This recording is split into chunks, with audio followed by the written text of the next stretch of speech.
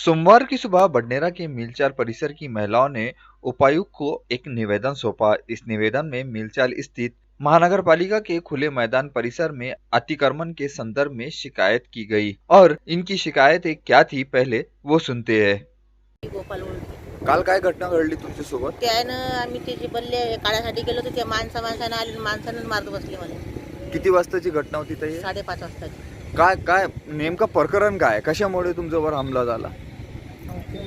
ते जे गिरांच्या बल्ल्या होत्या काढल्या त्याच्यामुळे त्याने आम्ही बल्ल्या करून काढल्यामुळे सगळ्या माणसाला आमच्यावर हमला केला, गोटे वगैरे मारले, किती पुरे घरातले बाया पुरा परिवार निघाले, कुठं सोडलं त्याच्यामुळे म्हटलं आम्हाला पूर्ण मार पुरे घाण करून टाकलं त्यांना। त्याचं म्हणणं असं आहे की विचारपणा किती नाही झाला पाहिजे, लहान लहान लेकरं बिघडत आहे त्याच्या कारणानं। हे पोरी असे धंदे करत आहे, 12-12 वर्षाचे पोरग शारीरिक शोषण करत आहे, मग काय फायदा त्याच्या वजन त्यानं मारामारी केली तर 4-4 माणसं 5-5 माणसं एका बाईली मारून राहिले तर काय फायदा आहे, तेच बोलायचं होतं। आप भी वहाँ पर थे, बोलते आप वहाँ पे मिलचाल के अंदर में अभ्यासिका के सामने क्या घटना घटी?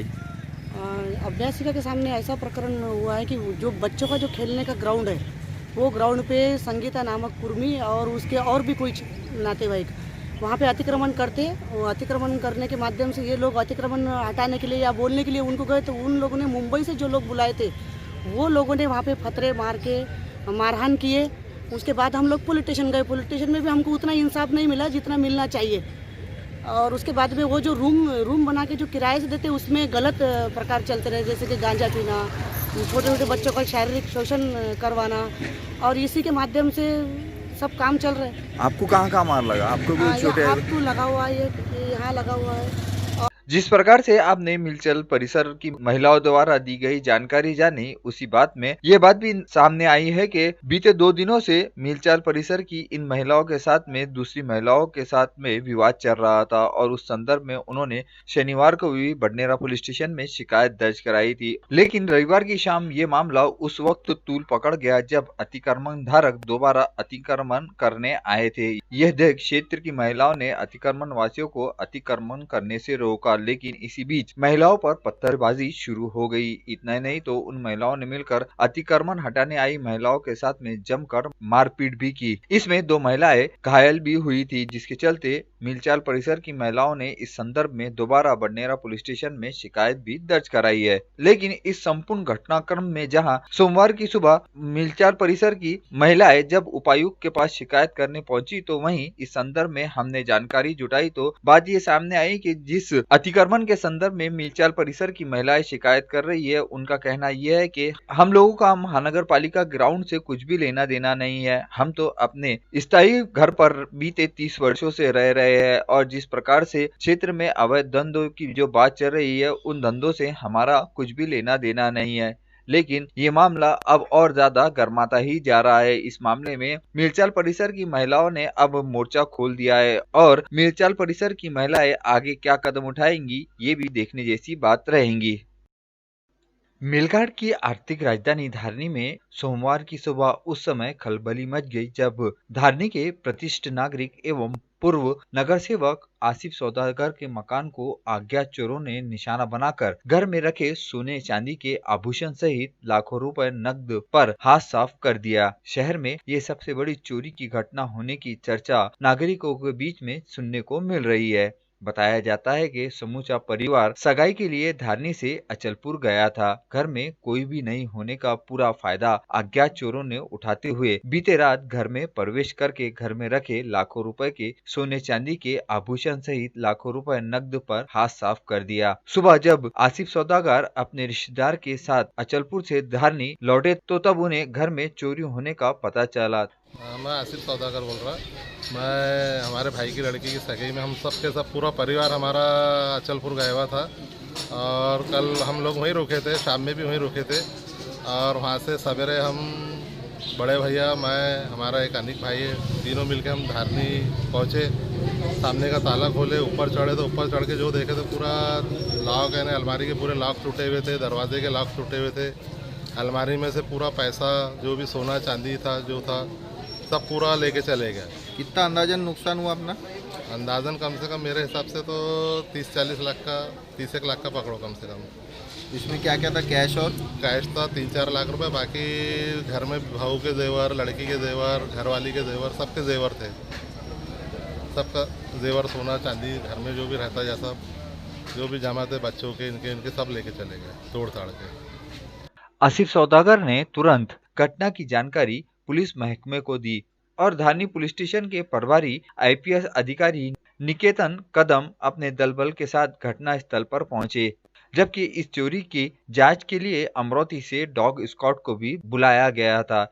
इस पूरे मामले में धारनी पुलिस की ओर से जांच शुरू कर दी गई है, लेकिन इस चोरी होने के चलते मानो संपूर्ण धारनी संभाग में चर्चाओं का बाजार गर्म है। धारनी से सुलेमान मेमन की यह रिपोर्ट। धारनी PS हद्दीत आज आम्हाला समजलं की एका ठिकाणी घरफोडी झाली आहे। आसिफ सौदागर नावाचे फिर्यादी आहेत। तर असा अंदाज आहे की काल रात्री झालेली असू शकते। काही सोनं, काही चांदी आणि काही कॅश गेली आहे असं त्यांनी सांगितलं आहे। ते बाहेर गावी अचलपूर येथे लग्नासाठी गेले होते तर घर बंद होतं। तर मग त्या घरफोडीसाठी आता तपास चालू केला आहे आम्ही। तर डॉग स्क्वॉड आणि फिंगरप्रिंट्स एक्सपर्ट्स ऑन दी वे आहेत, ते लवकरच पोहोचतील आणि बाकीचा तपासही आम्ही सुरू केला आहे। तर होपफुली लवकरच त्याचा आम्ही छडा लावू। थँक्यू।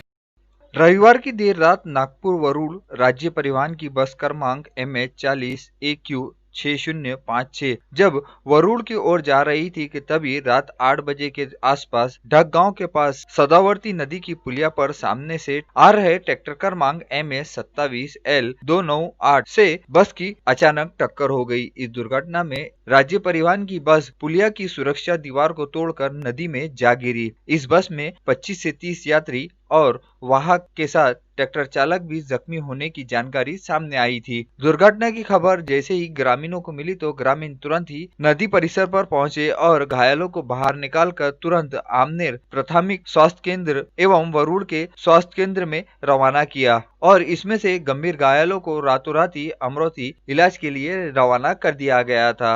इस दुर्घटना की जानकारी मिलते ही थानेदार सैनिक लोढ़ा समेत बड़ी संख्या में पुलिस तथा राज्य परिवहन महामंडल वरुड़ डिपो के प्रमुख जीवन वानखड़े घटना स्थल पर पहुंचे थे। इस दुर्घटना में घायलों के नाम इस प्रकार से सामने आए हैं: जगदीश आनंदराव कड़ू, विलास गंगाधर इंगोले, अनवर कलंदर शाह, सुरेश लक्ष्मण श्रावणी, कपिल आनंदराव बागड़े, भाऊदास देशमुख, अजाबराव बापूराव माकोड़े, संजय खेमराज पडेले, कमलेश हरले, रविंद्र मरेआम, रामदयाल, कैलाश फुस्टे, सूरज बर्डे, ज्ञानेश्वर धर्माले, अशोक तिजारे, मीरा आगरकर, आनंद वाघमारे, वस्तीराम इनावते, सिंधुताई वस्तीराम इनवते, विजय वाघमारे, लक्ष्मण सुरेश चौने आदि का समावेश था।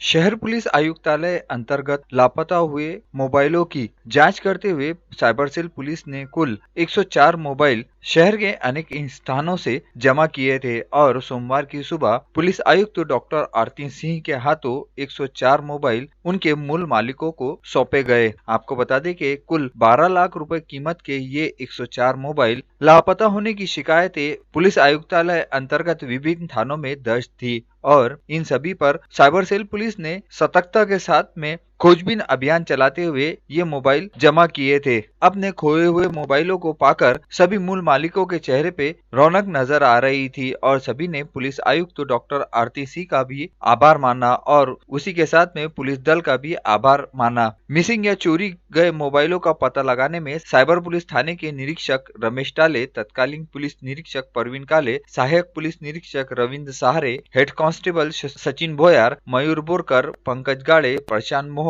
आदि ने संबंधित मोबाइलों बाबत विस्तृत जानकारी हासिल की और वो मोबाइल जब्त किए। ग्राम पंचायत चुनाव के मतगणना की शुरुआत सुबह 10 बजे से हो चुकी थी। इसी में अचलपुर जुड़वा नगरी में भी चुनाव मतगणना के लिए सुबह 10 बजे से 10 टेबल पर 50 अधिकारी और कर्मचारियों की देखरेख में मतगणना शुरू हुई थी और धीरे धीरे नतीजे सामने आने लगे, जिसके चलते 43 ग्राम पंचायत चुनाव के नतीजे शाम होने तक पूरी तरीके से सामने आ गए। इसमें खास बात ये रही कि जहां जुड़वा नगरी में पुराने चेहरों को पीछे छोड़ते हुए युवाओं ने इतिहास रच दिया और जैसे जैसे चुनाव के नतीजे सामने आते जा रहे थे वैसे वैसे जिन उम्मीदवारों ने जीत दर्ज की तो उनके समर्थक काफी ज्यादा उत्साह में नजर आ रहे, तो वहीं जीते हुए उम्मीदवारों का बड़ी गर्मजोशी के साथ में उनका सत्कार भी किया। इस चुनाव में एक बात खास देखने को मिली कि इस बार के नतीजों में युवाओं ने अपने प्रतिद्वंदियों को पछाड़ते हुए काफी ज्यादा मत प्राप्त किए और इस मत प्राप्त करने के चलते युवाओं ने अपनी जीत का परचम लहराया। इस बार ग्राम पंचायत चुनाव में युवा नए चेहरे विजयी होकर सामने नजर आए, जिसके चलते अब अचलपुर ग्राम पंचायत क्षेत्रों में विकास होना तय माना जा रहा है। ऐसी चर्चा भी अचलपुर नगरी में नागरिकों के बीच में ग्रामीण क्षेत्र में जमकर चल रही थी। जीते हुए उम्मीदवारों को उनके समर्थक जगह जगह पर बधाई देते हुए नजर आ रहे थे। अचलपुर से मोहम्मद अजहरुद्दीन के साथ सैयद असलम की यह रिपोर्ट।